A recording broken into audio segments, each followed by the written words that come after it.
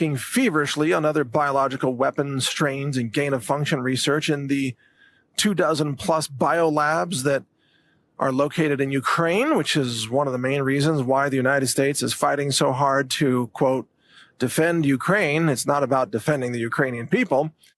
It's about, protecting the illegal bioweapons gain-of-function labs that exist in Ukraine. So the plan is they'll take these new bioweapons that they developed in Ukraine or perhaps with the People's Liberation Army in China, and they'll release them on the world. And this may have already happened, by the way, or it could be happening soon.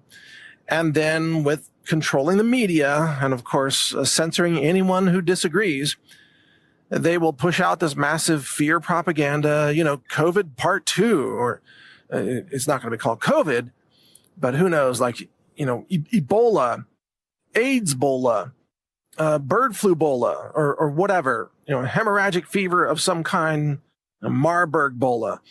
Anyway, whatever it is, they're going to push it out there, and it's going to be far worse than COVID ever was, and they're going to have all kinds of footage of, people bleeding out of their eyeballs and so on. Oh, look, oh my God.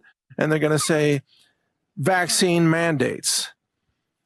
And any local jurisdiction that says, oh, hell no, they're going to invoke the WHO.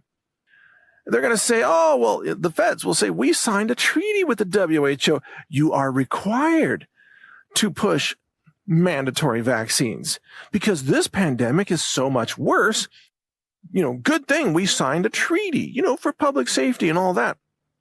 And by the way, part of this public treaty is that the WHO can order local law enforcement to go round people up who are unvaccinated and throw them into what will essentially be death camps, but they'll call them isolation camps, for your own safety, but they'll be death camps. Any local jurisdiction that says, oh, hell no, they're going to invoke the WHO. So when DeSantis stands up and says, no, we're not going to follow these insane mandates, and also you're not going to mutilate the genitalia of our children in the state of Florida, well, the Biden administration is going to invoke the WHO, quote, treaty.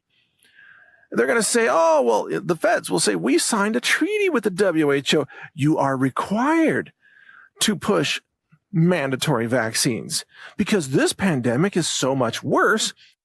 Good thing we signed a treaty, for public safety and all that. And by the way, part of this public treaty is that the WHO can order local law enforcement to go round people up who are unvaccinated and throw them into what will essentially be death camps, but they'll call them isolation camps, for your own safety, but they'll be death camps. And anybody who resists at the government level, let's say the governor of Florida, DeSantis, if he resists, the federal government will invoke this treaty and potentially start sending federal, shall we say, troops or federal law enforcement. I mean, I don't know exactly what the makeup would be. Maybe federal marshals. Maybe they would try to arrest Governor DeSantis. Or maybe they would, invoke the military and say, forget about posse comitatus and just throw the military into Florida and start arresting the Florida governor's administration and anybody who's unvaccinated or anybody who speaks out against vaccines, whatever. The point is, they needed this WHO treaty in place first before they unleashed the next pandemic. And that's where we're right on the verge of this WHO, quote, treaty being signed and implemented. And once this is done, the pandemic will be just immediately after that, the next pandemic.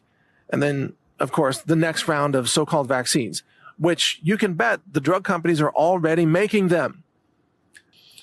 So this is where it's all headed. And this is why it's extremely dangerous. In fact, this is shaping up to be the biggest crime against humanity, far outpacing the Nazi regime, the mass murder of 6 million Jews in World War II. This is going to dwarf everything that has ever been seen in terms of democide and government violence against the people. This is going